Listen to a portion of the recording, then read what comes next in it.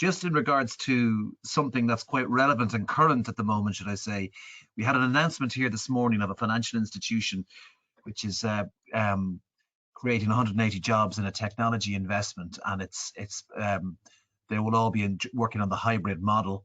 They're promoting this fact that the organization will be working. It's a bank, and it'll be working on the hybrid model. And just something that's very contentious here at the moment is obviously the cyber attack recently on our health service. And I'm just going to ask, how will we prevent this in the future as we become more agile and digitalization becomes such a dominant part of our working environment? Probably Julian or Neil, if you could think about that. Sure. Neil. Sorry, Julian. Yeah, I mean, look, obviously from a Dropbox perspective, security has always been one of the most core parts, one of our core values because of the nature of our business. So like people's and users' privacy and their protecting their data is critical for us. So it's always been a massive focus. I mean, with the shift to virtual first for us and with the shift to remote working, we've gone from the model, and I think we've all talked about it, of, supporting 5 offices to 5,000 offices, or, how many number of staff that you have. Ultimately, the weakest link, sadly, in the security chain is always the user. So I think making sure that the experience for the user is a good one, where they don't need to think about security, is critical. Because we can't have that dependency on expecting users to do the right thing, because it's too much to ask. So we try and design our systems in such a way that they don't need to think about security. That's our problem to solve. So solutions like zero trust networks, multi-factor authentication as defaults, putting as many barriers and guardrails in place so that you can protect the company is crucial. Okay. Just adding to that, Neil's point there, let's just reflect on what's actually happened in the last 15 months. That the whole world basically went and worked remote, and if it wasn't for highly available broadband internet and cloud services, we wouldn't have survived in the mode that we've managed to do so. Business continuity wouldn't have been enabled. So the world has learned a very valuable lesson, and that is accelerate to the cloud. And I think when you start looking, I agree with Neil that most security risks are actually based on individual behavior, but they're also down to some, when we talk about hybrid, we talk about a lot of those legacy systems that are not in the cloud, that are actually creating loopholes within their infrastructure. And it's most security problems happen in client server architectures, quite frankly, not necessarily in cloud. So I think one of the things that a big lesson is accelerate to the cloud, because it's a lot easier to secure data and access and services in a pure cloud model than it is when you're actually working with a lot of legacy infrastructure. So I fully expect that we're going to see a significant expansion of cloud. And I think a lot of organizations, because I hear this all the time, especially from banks, oh, we don't go to the cloud, it's not secure. Oh, really? So, I think a lot of those kind of old legacy messages, I think they're going away. Okay.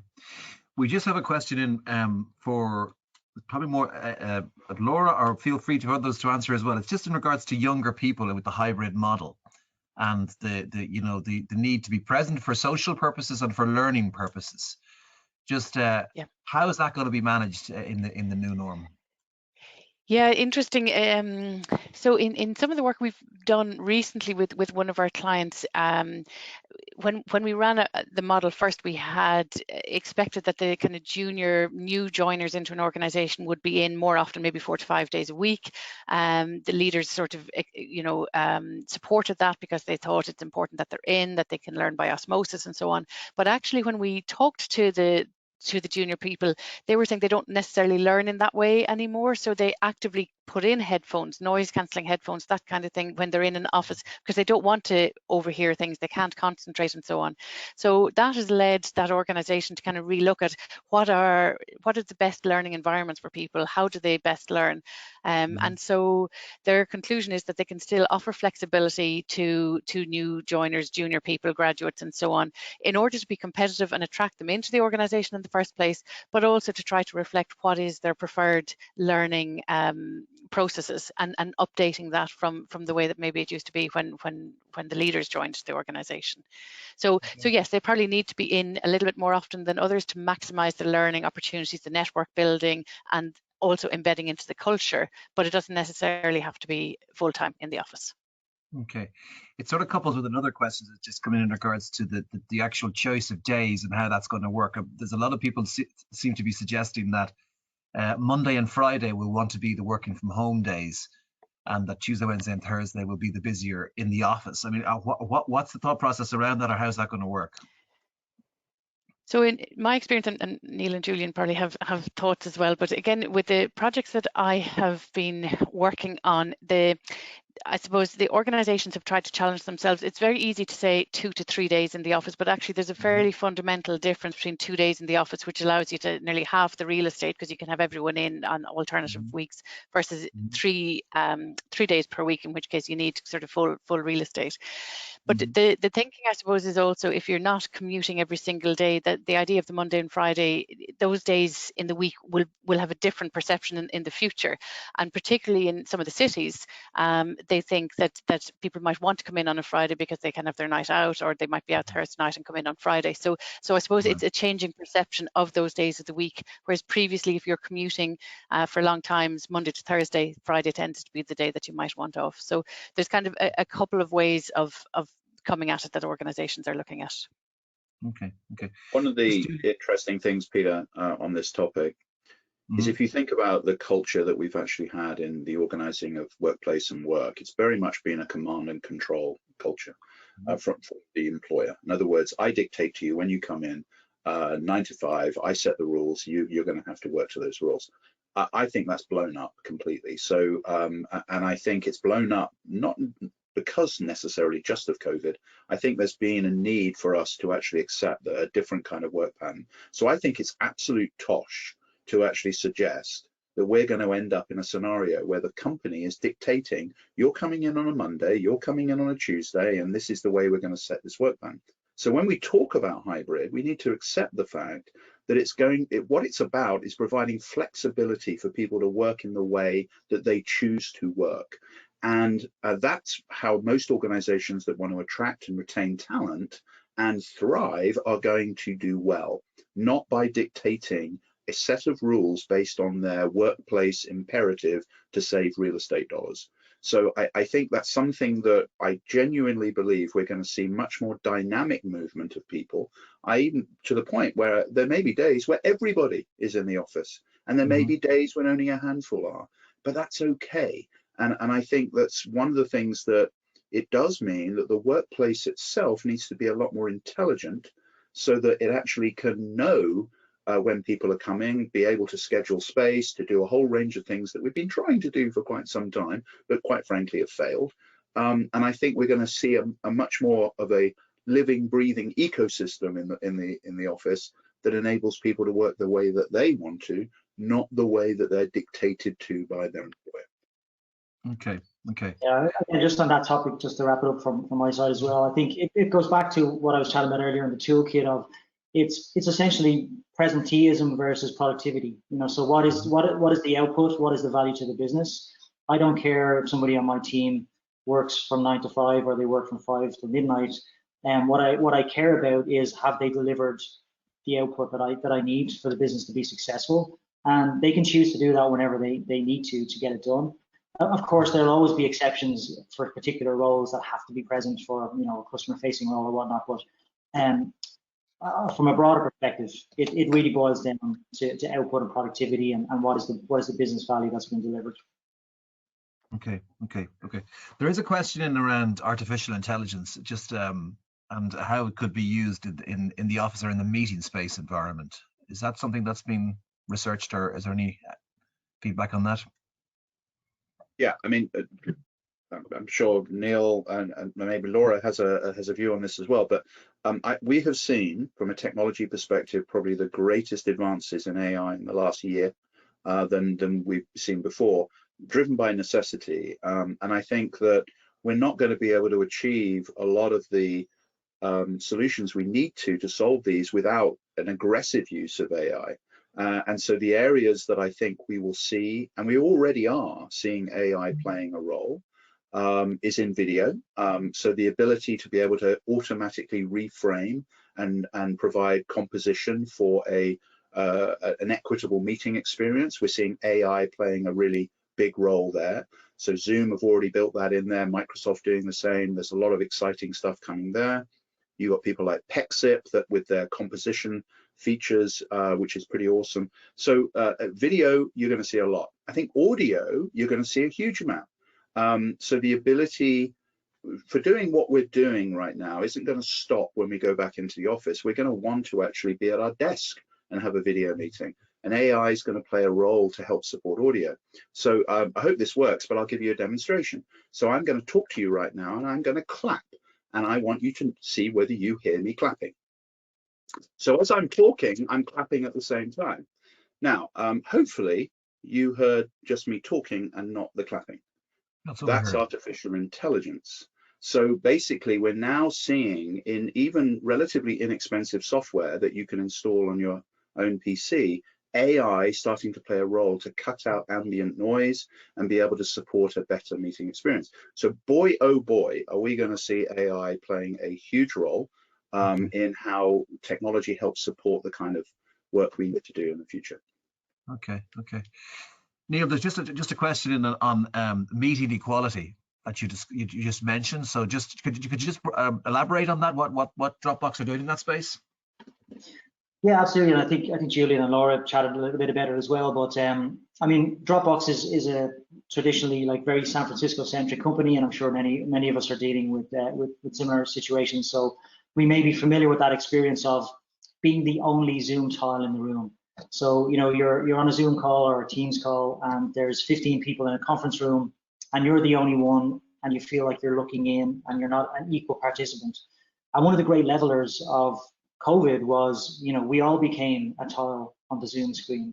So suddenly, in all of these meetings that I was in with people in the US, I was suddenly, it was like I was an equal player on the table, right? Because like my screen size was the same as everybody else's, and I wasn't missing out on the side conversations or people going in and out of the room. So what we're afraid of going back to the office or back to the virtual first world is we don't want to go back to that. We don't want to lose that level playing field for all of our staff. So no matter where they're based, if they're in a meeting, we want them to have that equal voice in the room, to feel like they're part of the meeting and they're not missing out on the conversation. So again, Julian mentioned it there, but there's some incredible technology coming down the line, from like cameras to stitch people together and create that virtual experience of being around a conference table. I always joke about the video clip from Demolition Man in 1990, whatever it was, where they had that virtual conference table and the chairs moving around. But like, it's that idea that, whether you're in the room in the US or in the conference room in Dublin, you could be on the west coast of Ireland on the video, and you should still feel like you're an equal player in that meeting, and you can contribute to it and have your voice heard just as readily as if you were in the room. The challenge we have, though, Neil, is that 99% of conference rooms today were not designed to provide the experience you've just described. Most people's experience is a dirty, great piece of wood with chairs around it, with somebody with a pinhead at the end of the table. That's the kind of video experience that you would have otherwise. So we've got some work to do. Yeah, I mean, and again, from our perspective, like, technology is not the solution. It's a combination. It has to be technology, it has to be room design and layout, and it has to be behaviors. So it has to be all three. If all three don't play together nicely, it's going to fall apart. Laura, you're going to talk on that? Neil's just made exactly my point, because I think absolutely technology is the enabler, but then it's, I suppose, people understanding the technology and actually using it, but also their behavior, both from an individual contributor, so understanding how to work in this new world as it's emerging, but also the chairperson and the leader behavior of how to ensure they're including people as well. So Neil made exactly my point. Okay, so there's just a couple of questions just around the right to disconnect. I know you discussed, you've had it in, but just with the globalization, with where do we sit in regards to? I get one of the questions is, how do I take a holiday? What's my right to disconnect taking a holiday? Anybody? Laura, I'm going on holiday in 2-3 weeks time. But it's Cape Cod, so you know, wonderful. It's a drive. I don't get to fly anywhere. Look, I think the point that Neil and Laura raised right now is that yes, there's a lot of technology going on. There's a lot of things that will help us to work differently and better. But all of that has to have purpose, and all of that has to support not only the well-being, but also the emotional centering of people as well. I think a lot of people have actually been under huge stress. We're seeing this significantly in education right now with young people. That's actually resulting tragically in a higher rate of suicide, especially with young men. There's a whole range of different issues that this situation has actually occurred. And I think what we have to recognize is that work is about how we contribute to our success as an organization, and how we look after each other, and how we grow and thrive as an organization.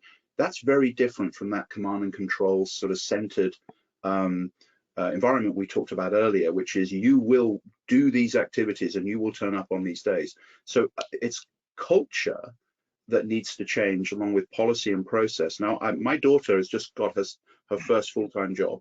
She sent me her job offer with all of her benefits, and I said, well, you don't need to worry about healthcare and what have you. I'm covering you still on that.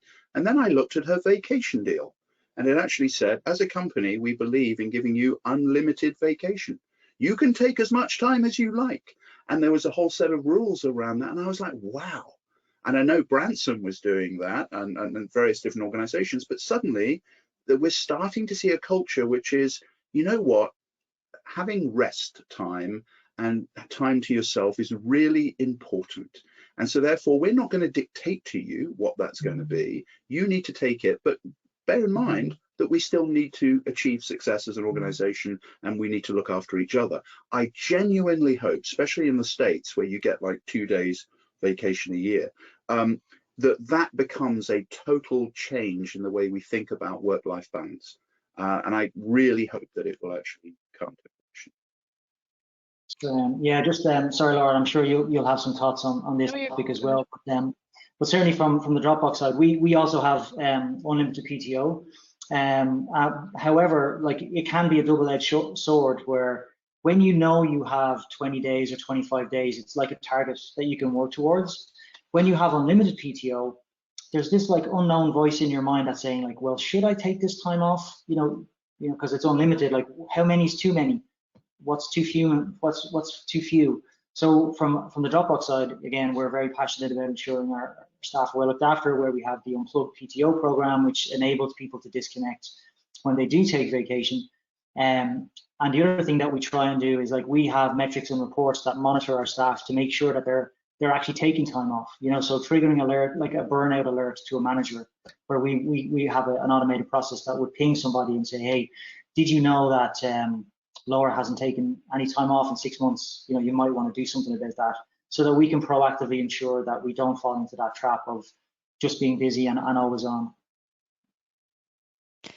Yeah, I mean, I think I would just reinforce, I think, particularly what Julian said, is that there is a culture shift to be much more about self-manage and give people the autonomy to make the right decisions for them, how they can thrive and how they can do their best work. But I think, as ever, when there's sort of a shift in culture, there's this mid-generation of who are learning to make it work, and it's incumbent, I suppose, on organizations to help them make it work, and that it's not just down to them and their leader and their kind of microcosm. That the role within the organization is, like Neil says in Dropbox, there are some checks and balances in there to make sure that this works for everyone as we move into this kind of new phase of culture of working.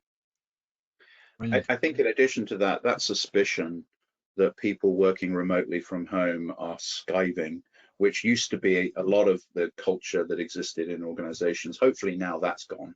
And a realization that actually people have been working harder than they've ever worked before, and more productive on that basis, because of all of the other distractions they haven't had. Now, that's not sustainable, because, you know, we've suffered in other ways, but hopefully that for most organizations, maybe not Goldman Sachs, is you know, a cultural shift that we should welcome, And that level of trust, I think that what that's doing is it's building a level of trust between employer and employee that hopefully will enable us to do a whole range of other things.